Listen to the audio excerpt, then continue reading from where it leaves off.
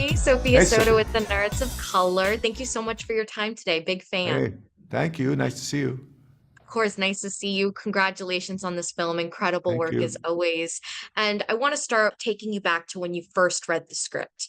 What was it about the story that not only captured your interest in terms of being a part of it, but your heart? Well, Tony Gold is a good friend. We've been trying to find something to work on for years, and he told me about this script that his best friend wrote. He said, "Listen, this is my best friend. He's a great screenwriter. Of course, I knew Tony's work. I was a fan already." And he said, "This is his most personal story. It's really his story about this odyssey he went through with his autistic son." So I was already hooked by the idea of the story. And, it's like, somebody who you respect bringing you a script anyway. So I really was excited to read it. And it got me right away.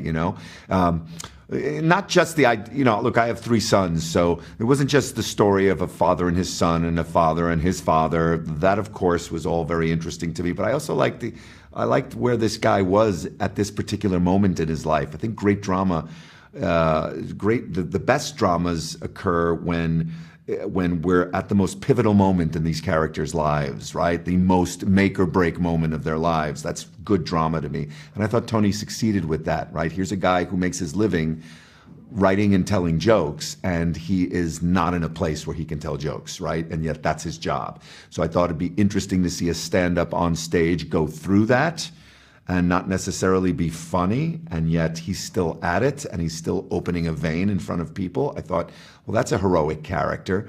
And I just saw things in it that weren't conventional to me in regular movie making parlance, right? And then you add to it that we're going to cast a neurodivergent actor. Well, that was entirely new for me, and I thought I'd like to be a part of that. And so it was very exciting to work with a young actor who'd never done it before, who is on the spectrum, who just blows us away. He's just so honest and he's just wonderful. And it was a rewarding experience in my life to get to shoot that movie with him. You just let me into my next question because I wanted to ask about William. I mean, so talented and the dynamic you brought, father and son. Can you just tell me about what it was like on set, bonding with him, creating that dynamic and doing that storyline from beginning to finish with him? Yeah, I think we saw over 100 kids for this part, and there were some wonderful actors, and we just were not finding the right kid. It just wasn't happening. We couldn't find him, and we were starting to get nervous. It was a few weeks before we started shooting. And then we got this tape from this kid right across the river in New Jersey, and we were on the floor laughing. We just thought he was so funny. He wasn't trying too hard. He had the paper, he had the script in his hand. He was sort of blasé about it, and there was something so refreshing about his non-rehearsedness and his comfort with himself that we thought we got to bring this kid in and see if this is real. A lot of time with kid actors in general, they're like over-rehearsed and they're sort of giving the performance that they think we want to see, as opposed to just being themselves, really. And William is nothing if not himself. He walked off the elevator, he immediately came in for a hug and started cracking me up immediately. And he wasn't trying too hard, he was just being himself. And it's a really refreshing quality to have in this business. And it cuts through a lot of like BS time. Like, you're making an independent film. Efficiency is everything. You don't have a lot of takes, you don't have a lot of time to get all the material. And this kid, from first take, he's money. He's just great. He's just honest and he's totally present. And I learned a lot from him. I learned a lot from working with him. And, it's like I said, it's an experience I'll never forget. Thank you so much for your time. Wonderful speaking with you. Thank you Thank again you. so Back much. at you. Thank you. Hi, Tony. Hi, Rose. Sophia Soto with the Nerds of Color. Pleasure to be speaking with you both today. And thank you so much for your time. Thank you. Nice to Thank see you. you. Nice to see you. And congratulations on this movie. Amazing work, amazing performances. And I can't wait to speak with you about it. The first thing I want to ask is what message or takeaway did you personally leave with after filming the project?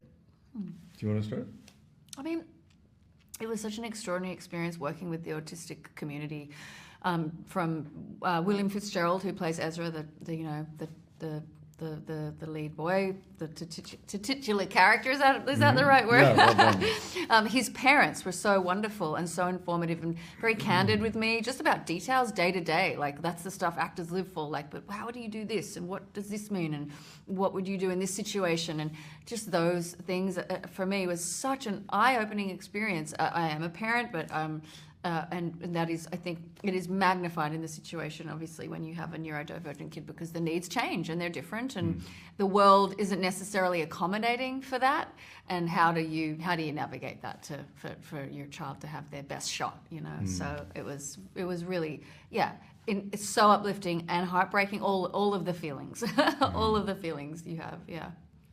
Yeah, and for me it was similar, being let into the autism community to make this film, because we really embraced the community in the making of it and had them knew they had to be a part of the story they were telling. And so I realized it helped me open my eyes in the way that I see people. In other words, how someone presents in a situation based on kind of societal norms.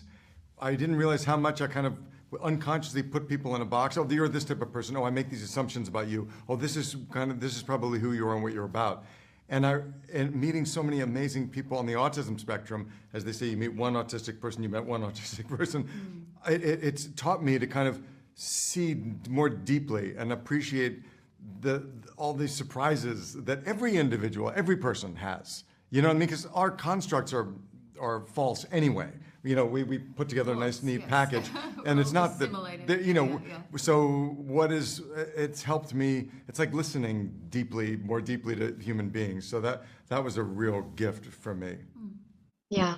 And then I also want to ask both of you, Rose, in particular for you, what was most important to capture or portray for your character?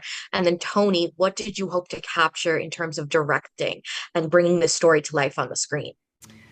I guess, gosh, you always want to be unself-conscious as an actor and not like be in the moment and stuff. But, Jenna has a lot of emotional decisions she has to make, or practical decisions she has to make. And I think emotionally it's very challenging because it's about the safety of her child, but also like the safety of her husband and the family, and trying to, and that part of the story was really tricky, and we really sort of threading that needle, I think, we had many conversations about that, really tracking the logic and the emotional logic of that. So I feel like that was a big challenge, trying to get that right, because it's a lot of gray areas, and figuring out. But that's exciting, just as long as you can make sense of it emotionally, I think was the most important thing. Yeah. Yeah, and for me, it was just to tell the truth, like have it be emotionally authentic. The trickiest thing, honestly, for me was finding the tone of the film, because humor is a terribly important aspect of this movie. It's very funny, but it's not jokey, even though Max is a stand-up comic. The humor is just human, and to make sure the humor was always a part of it without it being cute or, suddenly crossing that line into something where we're sort of, softening the edges of the reality of the movie, because so it was that balance between light and dark, and that counterpoint that just is a beautiful part of life in all of its craziness, but can sometimes, as storytellers, we can, drift into too much into one lane or the other. So that was the trickiest thing. Well, extremely well done, and thank you so much again for speaking with me. I can't wait for everyone else to see it. It was such a pleasure. Thanks a lot. Thanks so much. Thank you. Have a great rest of your day, guys. Okay, bye. You too. The activists, directors, comments and the lectures, fanboys, professional artists and professors. Maybe a nerd who's just like you, talking about the things that you like too. So I invite you to the NOC. In full color, you see me. The hard knock life, comics, movies, and TV. Yeah, pop culture with a different perspective. Watch it on your screen, hit play, so check this.